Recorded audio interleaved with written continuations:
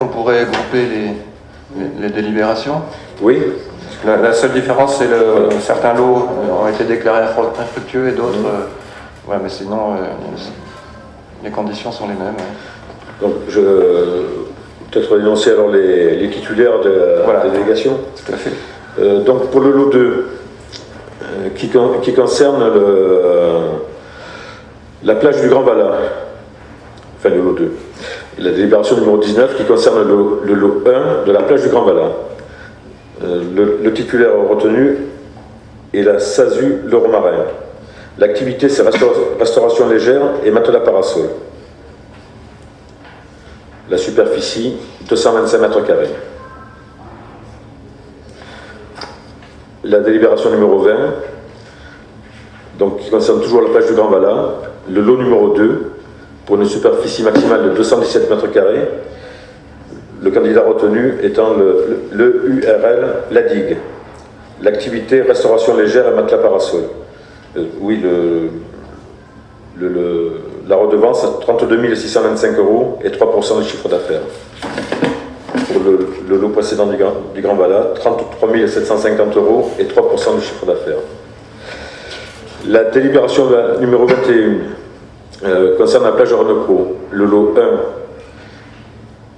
donc, qui est attribué à la SARL Plein Large. Restauration légère et matelas parasol. Le montant du loyer est 23 000 € et 4% du chiffre d'affaires. La délibération numéro 22, qui concerne toujours la plage de Renecro, le lot numéro 2, pour une superficie maximale de 308 mètres carrés, qui est attribué à la SARL Sugema, restauration légère et matelas parasol. La redevance est de 46 200 € et 2% du chiffre d'affaires. La délibération numéro 23, toujours la plage de Renecro, le lot numéro 3, qui présente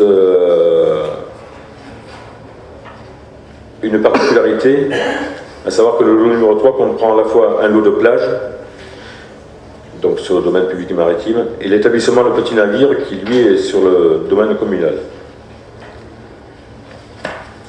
Donc, ce lot, donc la superficie de plage, c'est 208 mètres carrés, et l'établissement Le Petit Navire, qui présente une superficie de 50 mètres carrés sur 2 niveaux. Ce lot est attribué à l'EURL La Margerie de Service, donc pour une activité de restauration légère et matelas parasol. Le lot de plage, la redevance est de 35 000 € et 2,5% du chiffre d'affaires. Et l'établissement Le Petit Navire, la redevance est de 20 000 € et 2,5% du chiffre d'affaires. La délibération numéro 24, toujours sur la plage de Renecro, le lot numéro 4, pour une superficie maximale de 351 mètres carrés.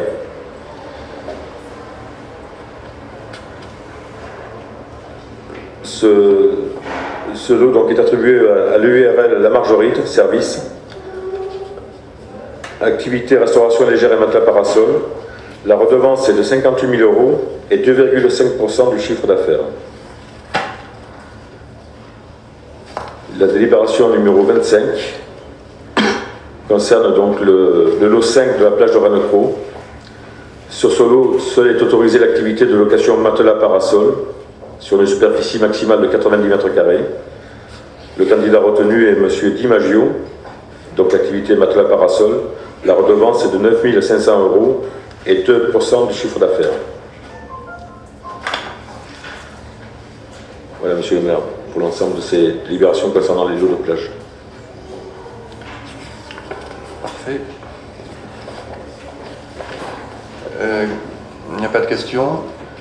Qui est contre? Qui s'abstient? Qui est pour? Délibération numéro 26. Monsieur Chorel.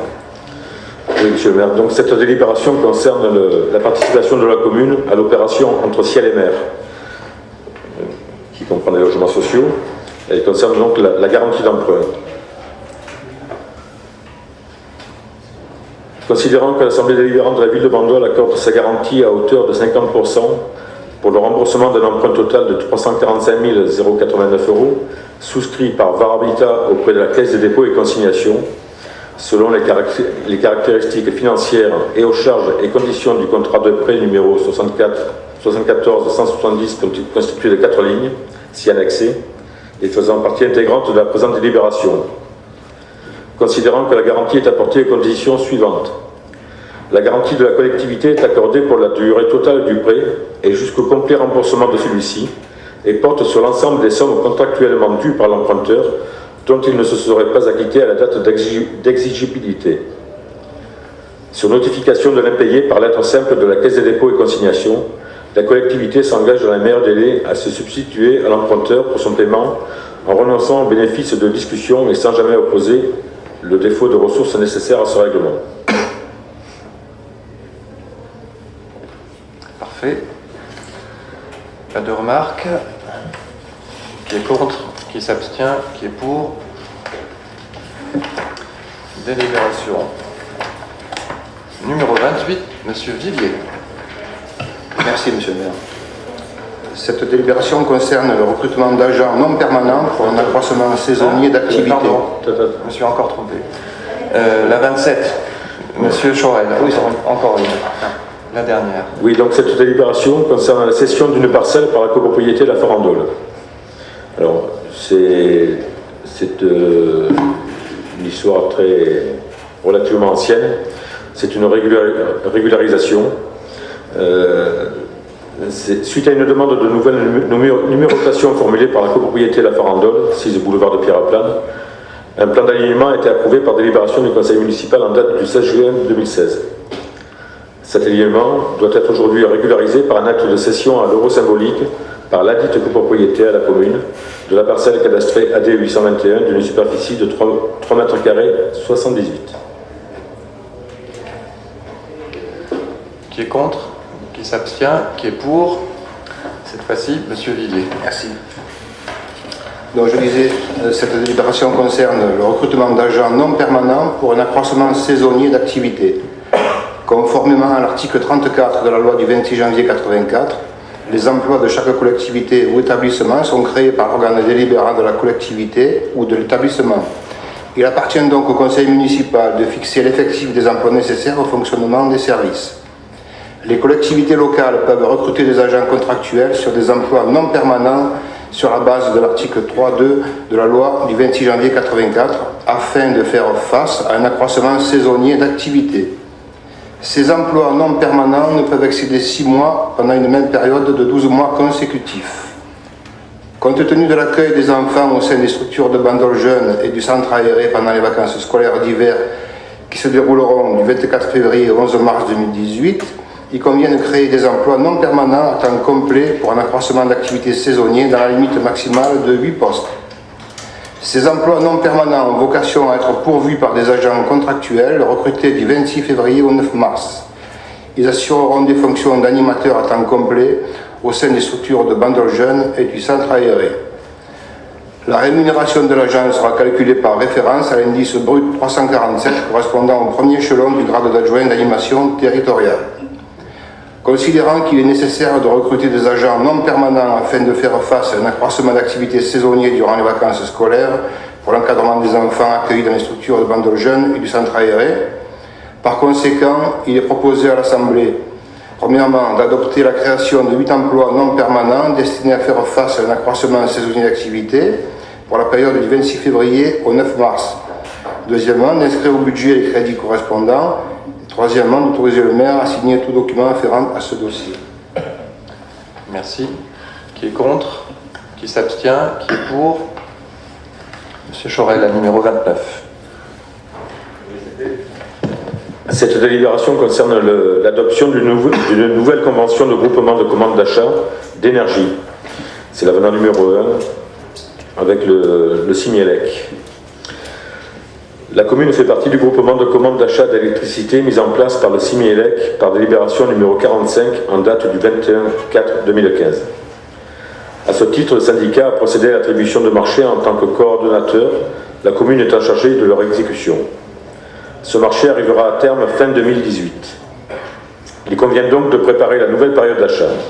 Pour ce faire, il convient d'adopter la convention de groupement qui a été mise à jour, d'une part en fonction du nouveau texte de la commande publique et d'autre part en fonction de l'entrée dans le groupement d'organismes qui ne sont pas classés comme collectivités territoriales. Conformément à l'article 8 de la Convention initiale, la Convention peut être modifiée par avenant, sous réserve d'obtenir la majorité qualifiée des 2/3 des membres. Les modifications apportées à la Convention sont les suivantes.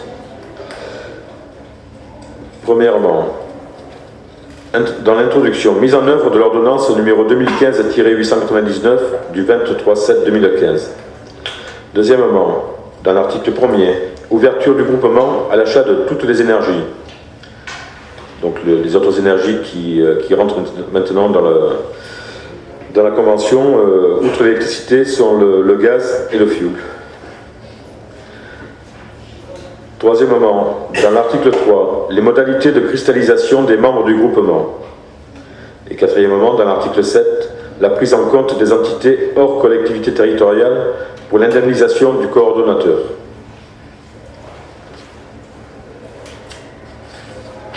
Bien, y a-t-il des questions? Qui est contre? Qui s'abstient? Qui est pour? La numéro 30, Monsieur Chorel. Peut-être on peut grouper avec la 31. Comme vous voulez.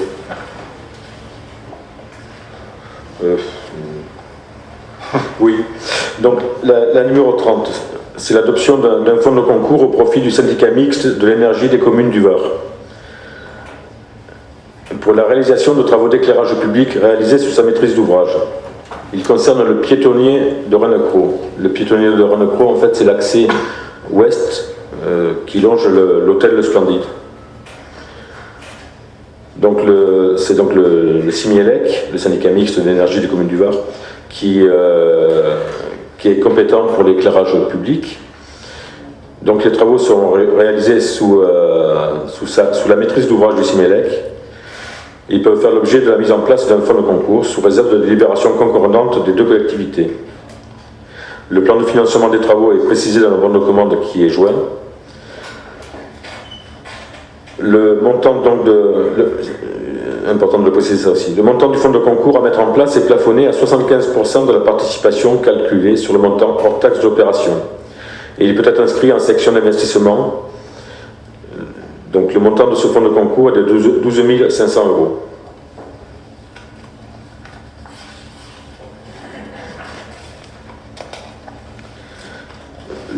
La délibération 31, donc sur le même principe avec le Simielec pour la mise en place d'un fonds de concours, concerne la réalisation de travaux d'éclairage public à l'Évivien et concerne plus particulièrement la mise en place de coffrets forains. Les coffrets forains étant les bornes sur lesquelles viennent se raccorder les commerçants du marché hebdomadaire et d'autres activités. Donc le plan de financement est précisé dans le bon de commande joint. Le montant du fonds de concours est de 22 500 €.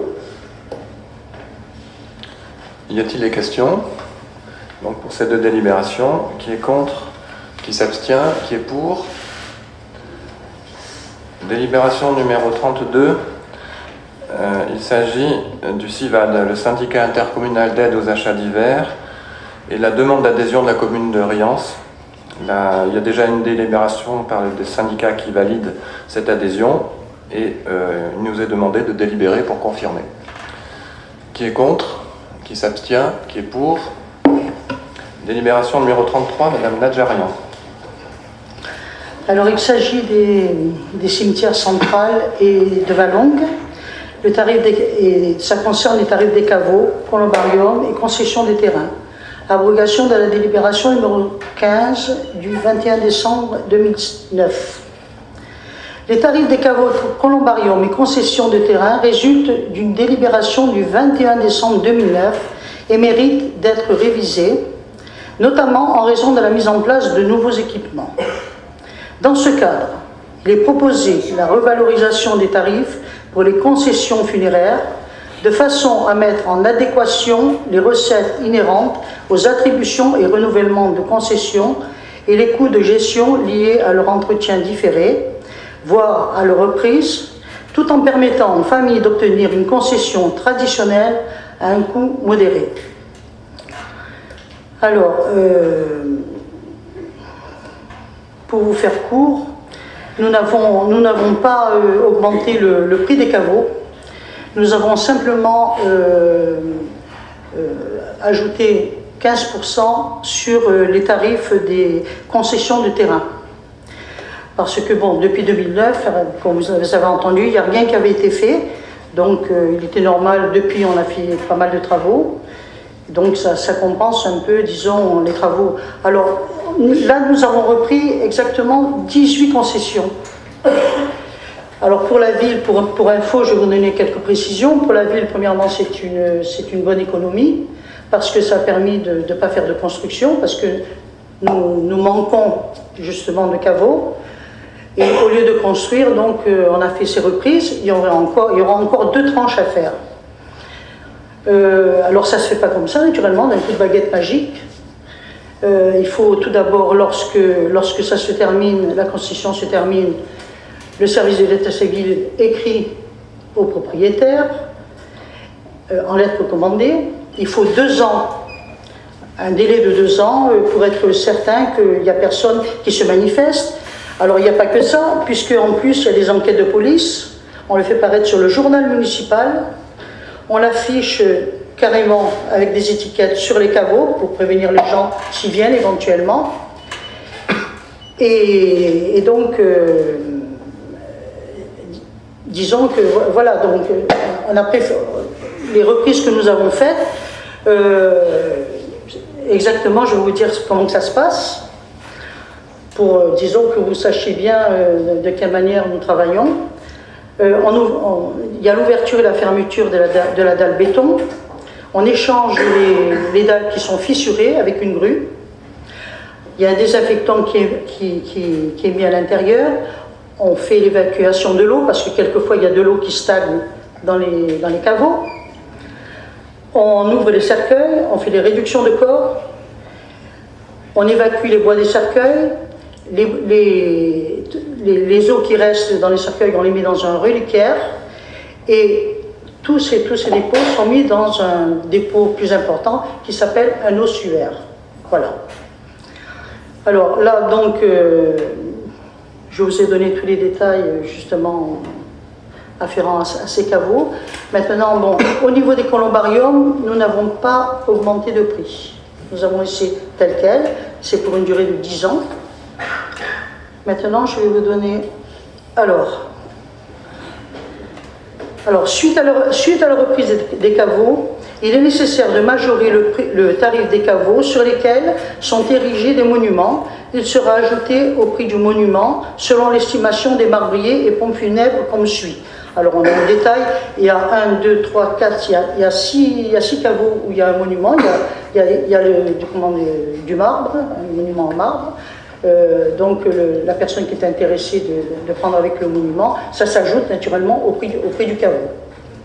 Dans l'hypothèse où la commune prévoirait de réaliser des travaux de remise en état d'un caveau avant qu'il ne soit concédé, ces travaux commandés par la commune peuvent être pris en charge par le concessionnaire et déduits du prix du caveau tel que fixé ci-dessus.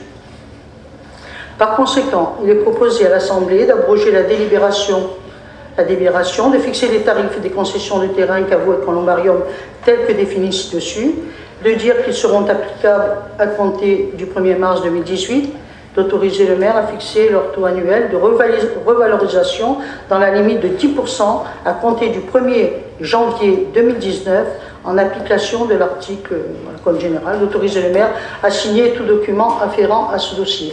Je voulais rajouter que tout ce travail, je veux dire, c'est un grand bravo à l'équipe de l'état civil parce que c'est énormément de travail.